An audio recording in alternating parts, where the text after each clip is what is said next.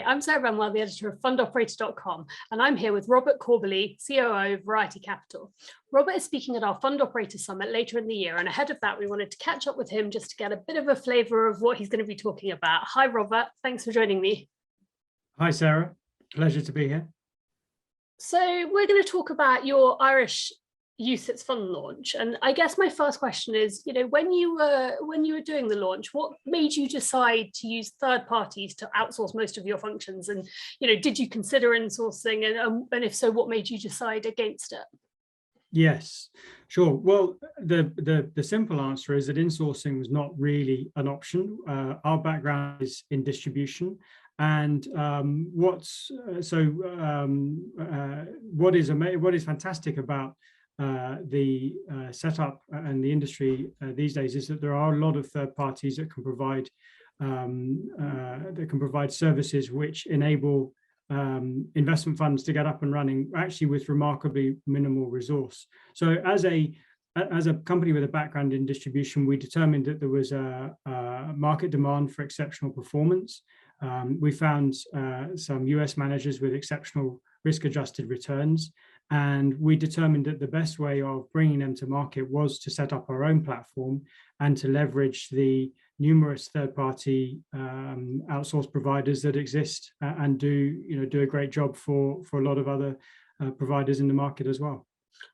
Great. And when you were thinking about those third-party providers and the partners you chose to work with, what were some of the key steps that you took in selecting the right people?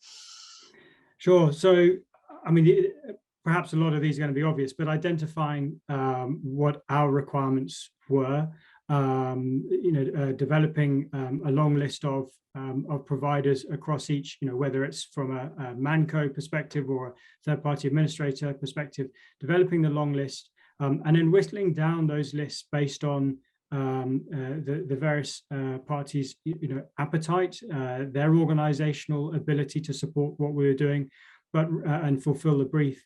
But really what we found through all of this is that it's absolutely critical that the parties and the vendors we're speaking to totally understand our proposed approach and provide input to proposals. So if what we're proposing is not workable, then that's very valuable to us clearly. But we need to be completely aligned. That's really, really important. Then you have the sort of formal due diligence requirements that are undertaken. And interestingly, one of the interesting aspects was that in looking to appoint third parties, we started doing due diligence, but then also they turned around and did due diligence on us. So that was all part of the experience. But aside from the formal due diligence, it's also important to do some informal due diligence. And so working the peers and competitors and speaking to the network and just making sure that that it's going to be a good fit. That makes sense to me. And thinking about that process as a whole, can you reflect on any perhaps challenges that you faced and how you overcame them? Yeah, one challenge we were down the route of selecting a partner, and then we jointly agreed that actually it wasn't the right thing to proceed together. And whilst that was a frustration at the time, actually it was about being, I guess, it sounds a bit trite, but it's about being grown up enough on both sides to recognize that in good order. The challenge is that it did delay our launch of the platform, but as we look back, whilst it was regretful to go through that experience, it helped cement a lot of it helped cement the importance of getting the selection correct. And so working with the correct partners is critical. Great. And then last one from me, whether it's with this process specifically or from your wider experience, what lessons can you share on outsourcing generally and the trick to building good relationships? Building relationships is critical.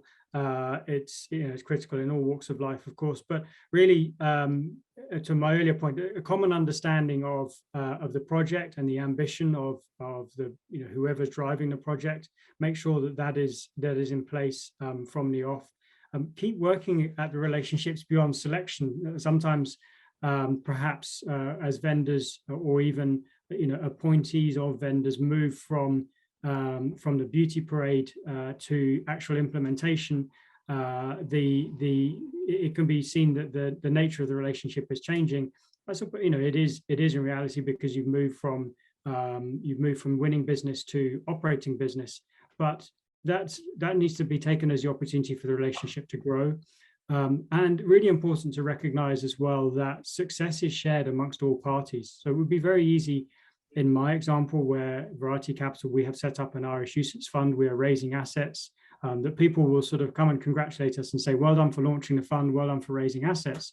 But actually, a great part of what makes it work is that we raise assets because that's successful for the investment manager, it's successful for the third-party administrators, it's successful for the manco.